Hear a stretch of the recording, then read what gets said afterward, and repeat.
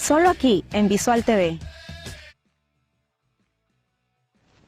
Ya estamos de regreso aquí en tu programa En Busca del Derecho. En el primer bloque con Johnny Bazán estuvimos buscando el derecho de marcas. Ahora nos toca buscar el derecho internacional para poder entender lo que está pasando en países vecinos y no tan vecinos del Perú, con la ayuda de Luis Aquije Hernández, analista político internacional que está aquí en el set de Visual TV. ¿Cómo estás, Lucho? Bienvenido al programa. Muchísimas gracias, Martín.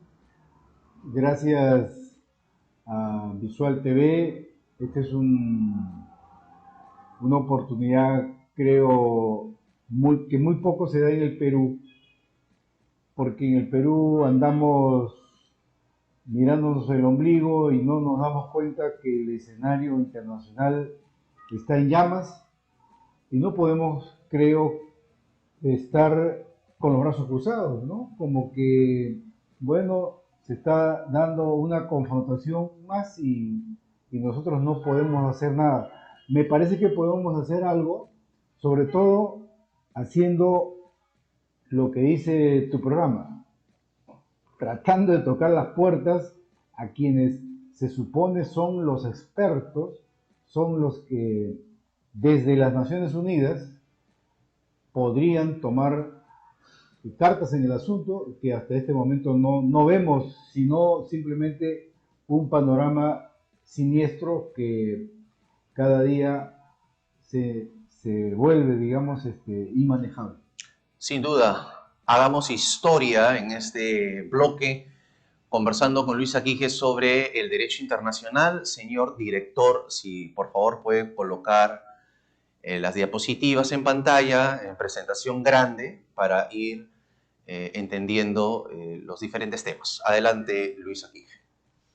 Sí, me parece que tendríamos que comenzar con la lámina 3 a nuestro amigo director, porque sería la pregunta que todo ciudadano tendría que hacerse, ¿no? Y los abogados, con mayor razón. Y por supuesto, con prioridad, los abogados, y habría que pedirle pues a las facultades de Derecho, en este caso, ya no solo a las nacionales o estatales, sino también a las privadas, que nos respondan esta pregunta los colegios de abogados.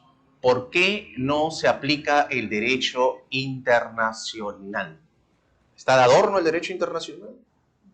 No es que esté de adorno, sino que hay intereses que podríamos ir dibujando, por ejemplo, con la lámina 6. La lámina 6 nos sintetiza el conflicto árabe-israelí que todo el mundo en este momento está en condición de espectador, y allí, en esa lámina, se podrá ver que desde el comienzo Israel tiene aliados, y ahí están los nombres: Reino Unido, Alemania, Georgia, Canadá, Estados Unidos, Ucrania, Francia, India y Suiza. Esos son los aliados de Israel. Hay también, por supuesto, países que están solidarizándose con Palestina: Afganistán, Irak, Irán, Qatar, Kuwait, Siria y Pakistán. En neutralidad, Egipto, Rusia, Turquía y Arabia Saudita. Este primer mapa, y de aquí de la lámina 6 nos podríamos ir ya a la siguiente, a la 7. Perdón, pero aquí no aparece China en ninguno de estos tres grupos. No, pero China, y a eso es a lo que quiero llegar, pero China sí es parte del Consejo de Seguridad, porque aquí los aliados de Israel son integrantes a su vez, por eso que yo digo que son juez y parte. Los aliados de Israel que vemos ahí en el mapa, Reino Unido, por ejemplo, es miembro del Consejo de Seguridad. O sea, desde un punto de vista ético, Reino Unido debería mantenerse al margen, porque ¿cómo va a actuar, digamos, en medidas desde las Naciones Unidas, desde el Consejo de Seguridad, si se está mostrando abiertamente como aliado de Israel? Otro país que aparece como aliado, pero que a su vez es miembro del Consejo de Seguridad, es Francia. Tanto Reino Unido como Francia son integrantes del Consejo de Seguridad. A la pregunta que tú me haces, no aparece China ni a favor de Israel ni a favor de Palestina, porque China en este caso sí está actuando con ética. Ellos son miembros del Consejo de Seguridad, entonces dicen, no podemos tomar partido por ninguno de los dos. Continuamos, señor director. Entonces el conflicto árabe-israelí, pasando a la lámina 7, las causas es la ocupación de territorios palestinos por Israel y la discriminación hacia la población palestina como causas principales, tensiones recurrentes y de inestabilidad, según una comisión de investigación encargada por el Consejo de Derechos Humanos de la ONU el 7 de junio del 2022, vale decir, mucho antes de lo que ya se ha dado a partir del 7 de este octubre que está por acabar, donde en efecto Hamas es quien lanza, digamos, ataques, pero la prensa solamente habla como que si todo hubiese comenzado el 7 de octubre y en realidad esto no es así porque el conflicto tiene 75 años sin resolver. No es una cuestión del 7 de octubre y eso me parece que es un punto fundamental. Sigamos, señor director. En la lámina 8, allí están todos los intentos desde el año 48, desde el mismo día en que se forma el Estado de Israel, desde el mismo día, 14 de mayo del 48, ese mismo día se evidenció la oposición de los vecinos, por ejemplo, de Jordania, de Siria, de Líbano y de Irak. Y por eso, lo que ustedes ven, el Tratado de Paz, por ejemplo, entre Egipto e Israel de 1979, el intento de Tratado de Paz israelí-libanés 1983, el Acuerdo de Oslo 1993, el Tratado de Paz entre Israel y Jordania 1994, el Tratado de Alto al Fuego Israel-Líbano 2006 y el acercamiento de Israel a los estados del Golfo, nada de esto sensiblemente ha sido, vamos a decir, materia para que lo que estamos viviendo a partir del 7 de octubre se dé. Es decir, hay una conflictividad latente hace 75 años. ¿Y estos tratados y acuerdos qué efecto han tenido?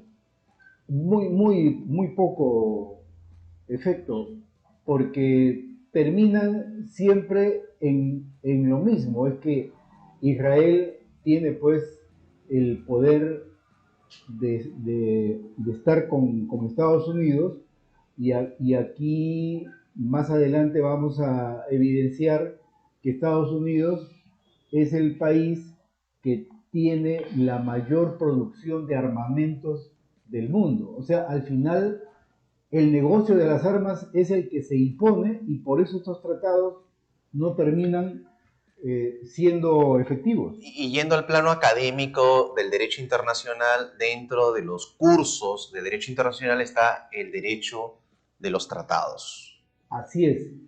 Ahí hay pues para incluir en la malla curricular, imagínate, te pasarías 4 o 5 años analizando los, los tratados. En este caso, solamente en estos minutos, a donde yo quiero llegar es que el esfuerzo diplomático queda, digamos, lamentablemente superado por el negocio de las armas. Continuamos, señor director. Sí, nos vamos a demostrar quiénes integran el Consejo de Seguridad. actualmente? Pasamos a la siguiente lámina. Allí aparece, como tú estabas preguntando antes, China, Francia, la Federación de Rusia, el Reino Unido de Gran Bretaña e Irlanda del Norte, que es el nombre completo, y Estados Unidos. La pregunta es, si alguien es miembro del Consejo de Seguridad, ¿podríamos permitir que ese alguien a su vez tome posición, en este caso por el militarismo, siendo alguno de ellos productores de armas? O sea, lo que tú estás planteando es que analicemos la política internacional, específicamente los conflictos actuales, desde la perspectiva de la ética. Por supuesto, porque si yo soy miembro del Comité de Seguridad, yo voy a tener que tomar medidas y por eso vamos a la lámina 12. Seguimos avanzando. La lámina 12 habla, este capítulo es el que me parece que todas las facultades de Derecho deberían analizar, porque es el capítulo de la Carta de las Naciones Unidas, en donde se habla específicamente qué acciones se debe tomar en casos de amenazas a la paz, quebrantamientos de la paz o actos de agresión. O sea, ahí hay una regulación. Todo está digamos, legislado. Desde el siglo pasado. Desde hace 48 años. Claro.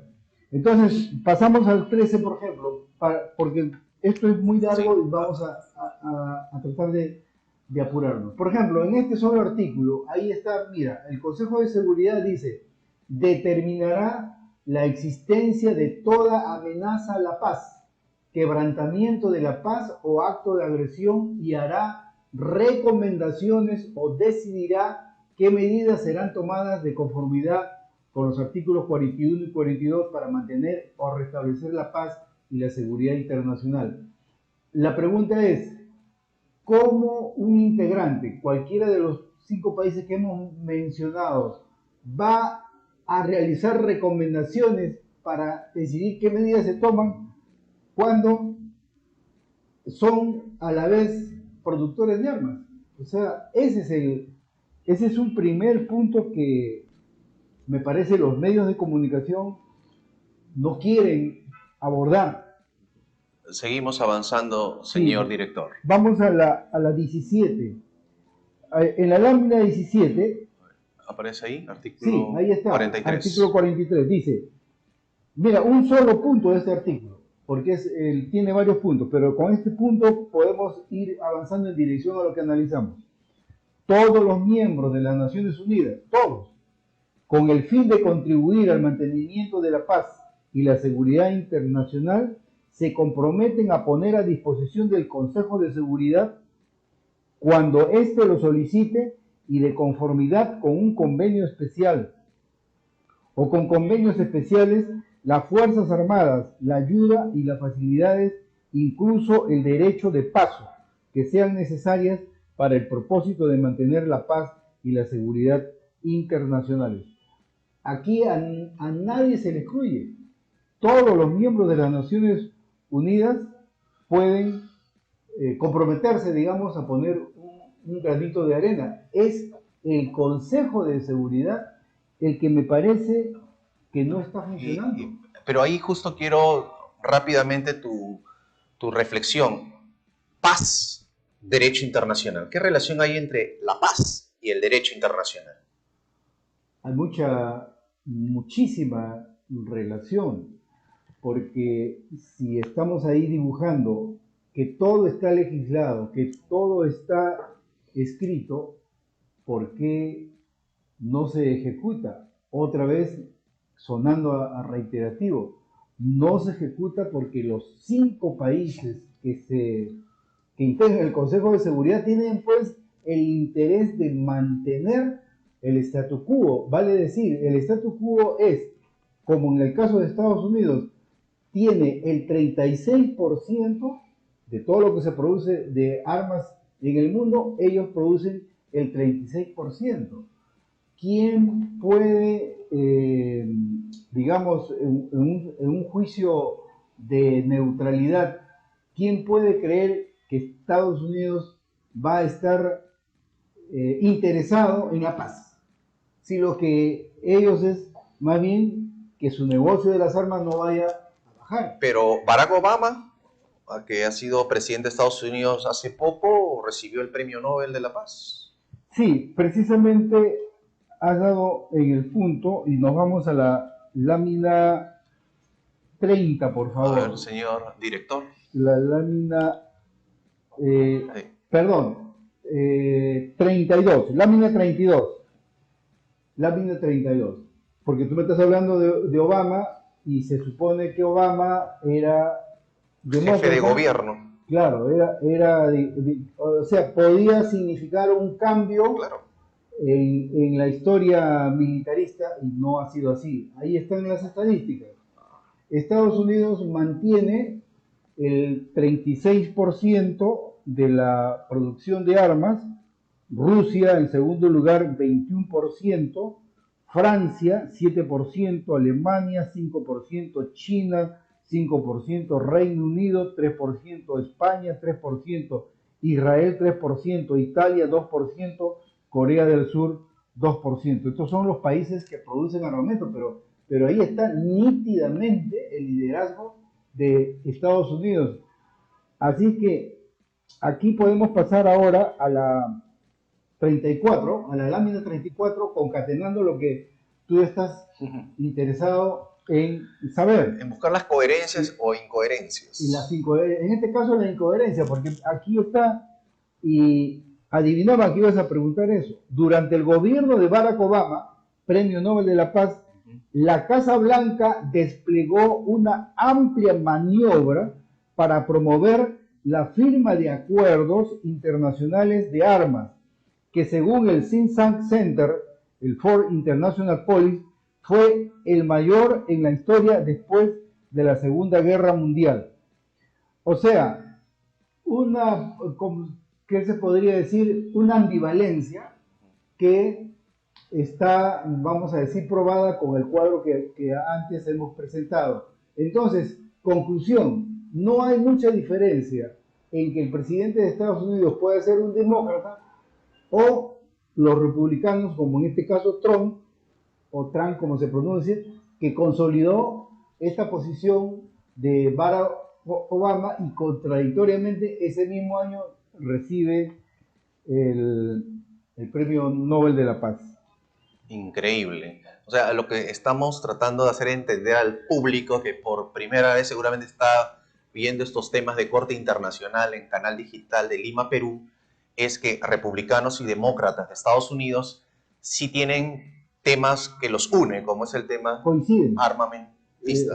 La producción de armas para ellos es fundamental en su economía y no lo van a tocar. ¿Financian campañas electorales? Mira, sí, vamos a llegar a la 36, a la lámina 36. Vamos, señor director.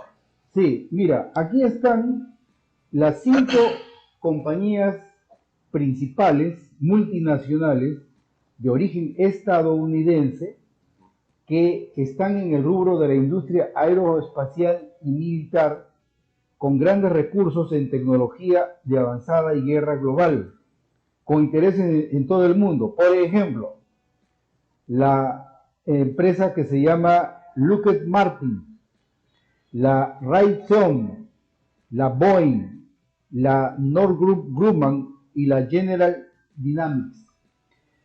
Lo curioso de esto es que se sabe muy poco, o sea, tú eres abogado que domina el tema registral, se sabe muy poco de los dueños, de los accionistas.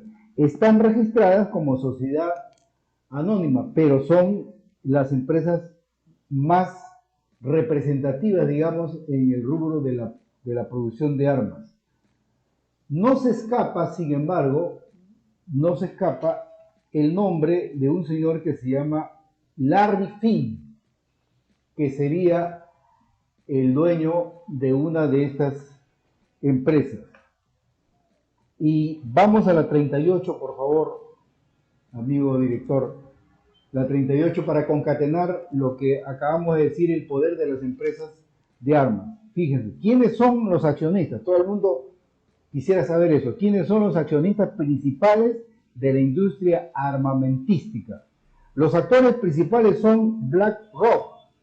Y ahí me quedo un ratito, porque BlackRock ha sido una de las empresas que indirectamente ha auspiciado la aparición como candidato en Argentina, como candidato presidencial del señor Milei, esta empresa BlackRock, ¿no? Para que se den cuenta que no es pues casualidad, ¿no? Que se dé el surgimiento de líderes de ultraderecha, pero que están en alianza con cuestiones empresariales y por supuesto con medios de comunicación. Pero si volvemos a la 38 para completar sobre quiénes son los accionistas principales de la industria armamentística, los actores principales son BlackRock, hay otra empresa que se llama Vanguard, que manejan en activos financieros un estimado entre 20 a 25 billones de dólares, igualando los 23 billones de dólares del PBI de Estados Unidos, la primera economía mundial, y representando más del 20% del PBI mundial. O sea, en buena cuenta, estas empresas mueven más dinero que el Estado norteamericano. Dos inquietudes, porque por un lado, esto último me hace pensar en la relación del derecho internacional con la política internacional y la ciencia política. Pero por otro lado, no sé por qué, cuando estabas explicando esta última diapositiva, me acordé de John F. Kennedy. ¿Hay alguna relación ahí? Podría haber, y han pasado suficiente cantidad de años como para tener la certeza de una investigación. Estamos hablando de Estados Unidos, ¿no? No estamos hablando de un país pequeño. John F. Kennedy, precisamente, uno de sus, entre comillas, errores es que quiso empequeñecer y, de ser posible, desaparecer la CIA. Ahí están las grabaciones.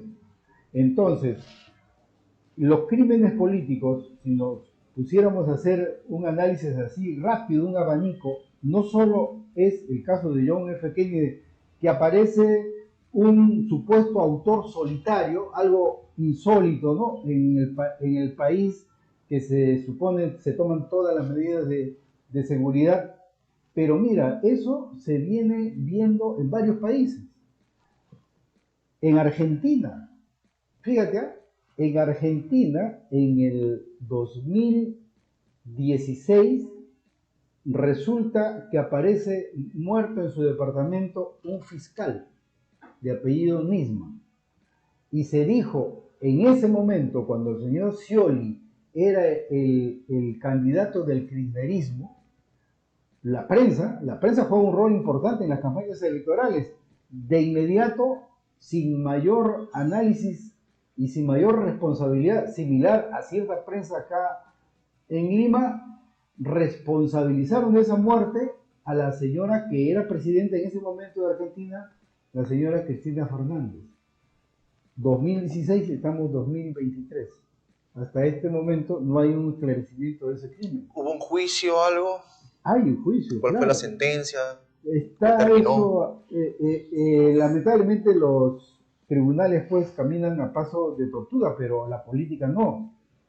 Lo concreto es que se logró el objetivo, fíjate, se logró el objetivo de desestabilizar al candidato Scioli, que representaba el kirchnerismo, y se encumbra el candidato Macri, se convierte en presidente el candidato Macri, se utiliza ese tema para promover la candidatura de Macri, y es Macri el que genera el endeudamiento del Fondo Monetario Internacional, que lamentablemente la consecuencia es que efectivamente Argentina tiene hoy un gran índice de inflación. felizmente, este domingo, felizmente, el sabio pueblo argentino, teniendo a un candidato de ultraderecha sumamente marketeado, con gran campaña publicitaria, no solo en Argentina, sino mundial, incluso aquí en el Perú. Frecuencia Latina, por ejemplo, lo daba como ganador en primera vuelta. Eso hay que decirlo. Aquí en Lima tenemos canales tradicionales que juegan a la ultraderecha. Pero los periodistas limeños, porque tú que tienes tantos años en el medio, yo al menos como un televidente, no veo periodistas limeños que conducen estos programas en Frecuencia Latina o canales de señal abierta en el Perú que analicen, o sea, o sea, presentan la noticia que provienen de otras cadenas, pero no veo un análisis propio del periodista respecto a estos temas internacionales. Claro, porque tiene que ver mucho con invisibilizar hechos. Por ejemplo, de Argentina nos pasamos a Ecuador. En este momento acaba de ganar el candidato de la derecha. Previo, como preámbulo, otro crimen político. Porque tú me estás diciendo John F. Kennedy. Claro. Ya, bueno, ya se sabe que John F. Kennedy lamentablemente chocó, digamos, con el poder real que es la CIA y le costó la vida.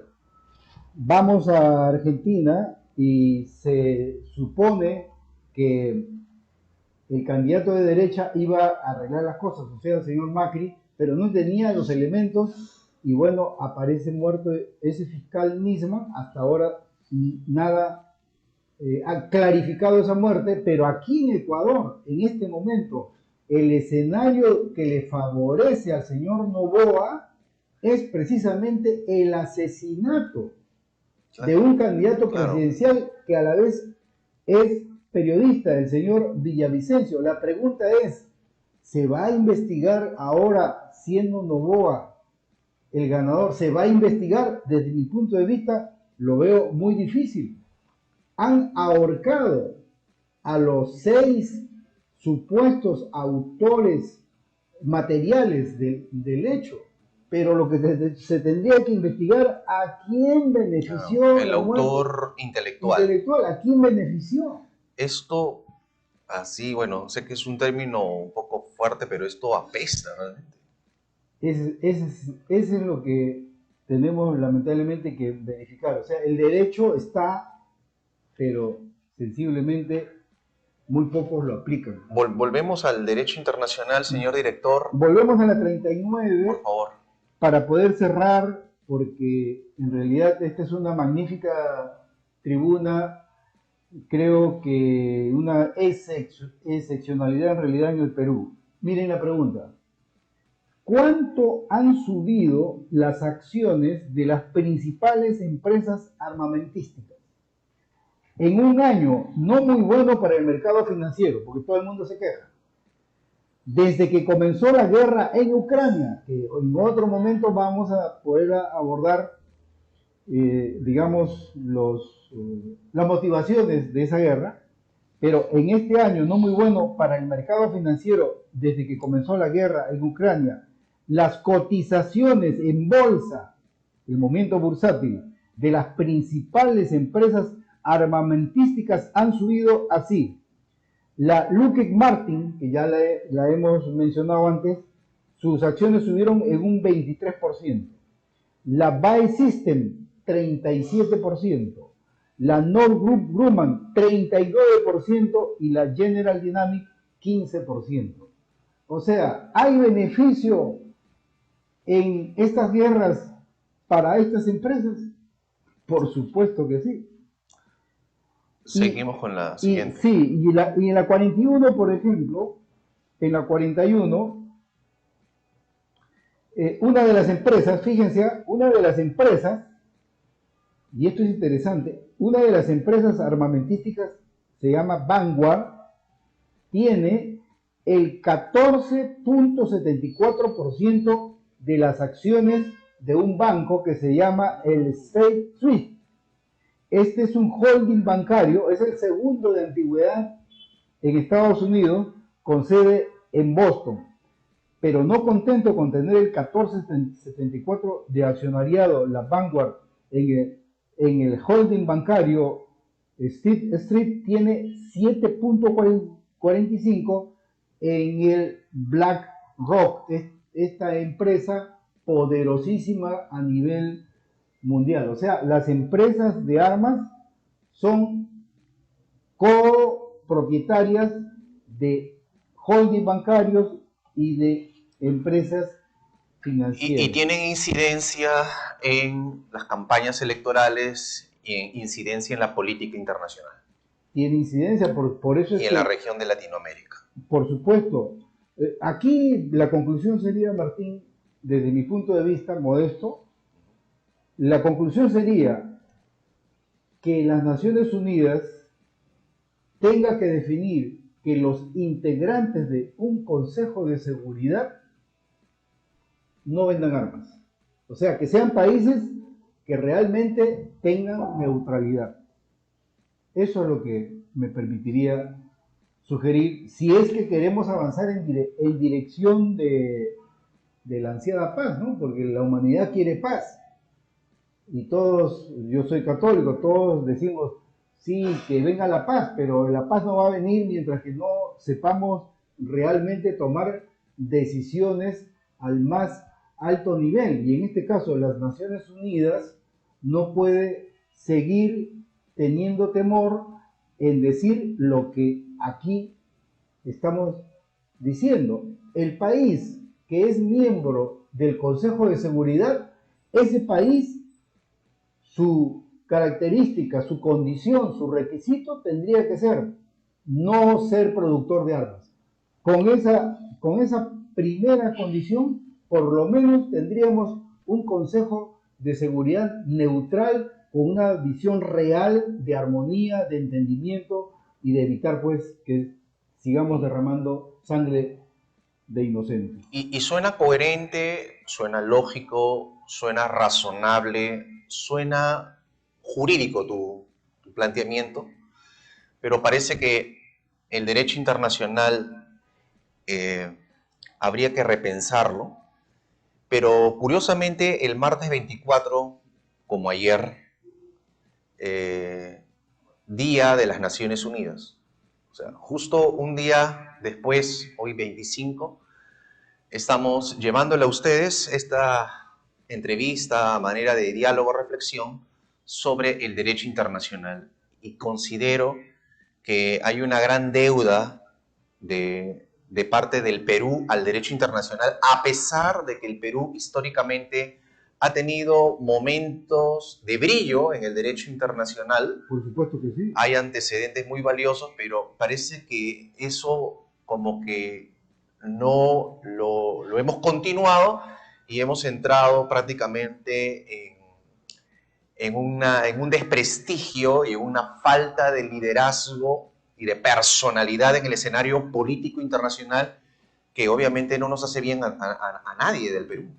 Lo que sucede es que siendo brillante nuestro ex secretario general, el señor Javier Pérez de Cuellar, el tema aquí no es una sola persona, sino la institucionalidad, porque lo que estamos dibujando es que tenemos entrampados 75 años en este conflicto entre Israel y Palestina, 75 años, o sea, ¿cuántos secretarios generales de las Naciones Unidas han pasado? Y sobre este conflicto Israel-Palestina, ¿cuál es la posición de la Cancillería o del gobierno del Perú actual? Bueno, a mí me parece que no tuviéramos canciller. O sea, para empezar, este gobierno que no respeta el Estado de Derecho, aún así tiene figuras representativas, como por ejemplo la hija del señor Javier Pérez de Cuellar. ¿Qué hace la señora en el Ministerio de Vivienda? La señora debería estar pues en el Ministerio de Relaciones Exteriores, porque estamos haciendo un papel ridículo a nivel mundial con la génesis de una ley que ha permitido que la señora presidenta salga del país sin cumplir lo establecido en el artículo 206 de la Constitución. así como el derecho internacional está magníficamente escrito, así en el caso del Perú, en el derecho constitucional, todo está escrito. El tema es que el Parlamento es el primero en violar lo que está establecido en la Constitución, porque la ley en donde se le da carta libre para que la señora Boluarte tenga la oportunidad de viajar, no tenemos vicepresidentes. Ella no puede viajar, digamos, porque la Constitución se lo prohíbe, pero el Congreso hizo ahí malabares, violó el artículo 206 y nadie dice nada.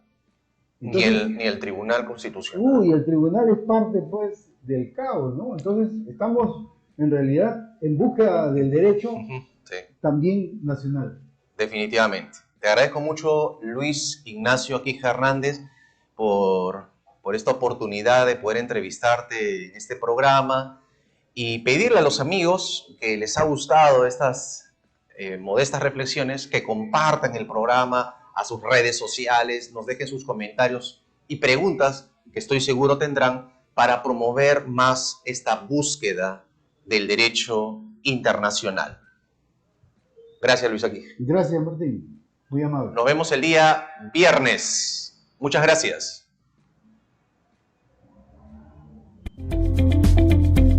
Berindezú, Y Cuella, abogados, y especialista, derecho registral y notarial, tributario y laboral, derecho del consumidor. derecho a la empresa, Somos buenos en asesoría, consultoría y defensa. doctor Derecho. www.beicerberich.pe Visítanos en todas nuestras redes sociales.